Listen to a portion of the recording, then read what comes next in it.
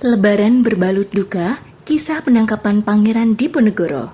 Minggu, 28 Maret 1830, Pangeran Diponegoro menghadiri undangan Gubernur Jenderal Hendrik Marcus Baron de Kock. Pertemuan di ruang baca Wisma Residen Kedu pada Lebaran kedua itu memang tidak membicarakan urusan politik dan perang. Diponegoro datang sekadar silaturahmi seperti umumnya kaum muslim seusai bulan puasa.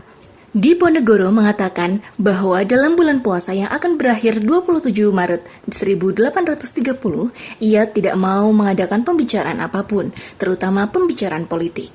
Pertemuan santai dan menyenangkan berlangsung selama berjam-jam. Mereka berbincang sambil makan dan minum teh. Dalam pertemuan itu, Diponegoro dan sang gubernur saling bercerita dan bertukar lelucon. Namun, suasana menyenangkan itu berubah memanas ketika de Kock melarang Diponegoro kembali ke Matesi. Sultan Abdul Hamid Cokro Amirul Mukminin Sayyidin Panotogomo Halifatullah Tanah Jawa itu meletakkan cangkir di tangannya. Saya datang menemui Anda karena masih dalam suasana Syawal. Tidak ada salahnya saya yang lebih muda bersilaturahmi kepada Anda yang lebih tua. Inilah saatnya saling memaafkan, kata sang pangeran pada minggu pagi itu. Tidak, saya ingin urusan kita harus selesai hari ini, kata de Kock. Diponegoro bergeming. Ia tidak habis pikir dengan kelicikan de Kock. Sudah saya katakan, bulan puasa baru saja lewat. Saya tidak punya agenda membahas masalah politik dalam pertemuan ini. Ada baiknya kita agendakan di lain hari. Saya katakan untuk kedua kali, segala urusan harus diselesaikan sekarang. De Kock bersikeras.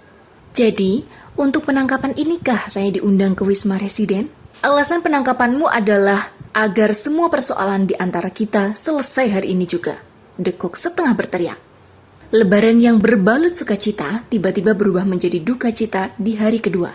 Itulah yang dialami oleh Pangeran Diponegoro dan para pengikutnya. Pada hari kedua Lebaran, tanggal 2 Syawal 1245 Hijriah atau 28 Maret 1830 Masehi, Belanda menangkap sang pangeran dan memisahkannya dari pengikutnya.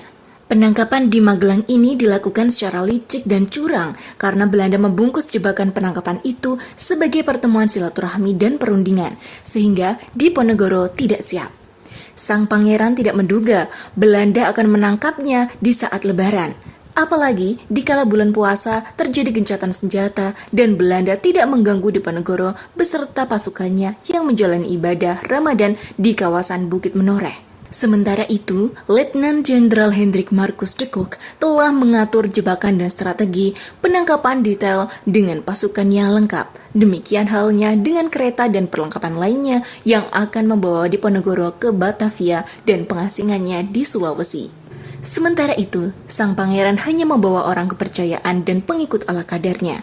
Jika tahu akan dijebak, tidak akan semudah itu Belanda menangkapnya karena pengikutnya selalu bertambah setiap ia melewati daerah yang jadi rute gerilyanya. Akhirnya, jebakan di hari Lebaran itu mengakhiri Perang Jawa yang berkobar 5 tahun akibat perlawanan Pangeran Diponegoro. Perang yang menyatukan Ningrat dan Jelata, Gali, serta santri dalam satu barisan. Perang yang membuat banyak serdadu Belanda tewas dan membuat keuangan kolonialis itu tiris dan nyaris bangkrut. Peristiwa penangkapan Pangeran Diponegoro ini memberikan pelajaran bahwa kita harus selalu waspada. Musuh kadangkala tidak bersikap kesatria dan menghalalkan segala cara. Ada kalanya prasangka baik kita malah akan berbuah petaka. Sementara itu, dua versi lukisan tentang penangkapan Diponegoro itu memberikan pelajaran bahwa satu peristiwa yang sama bisa dimaknai berbeda oleh pihak yang berbeda.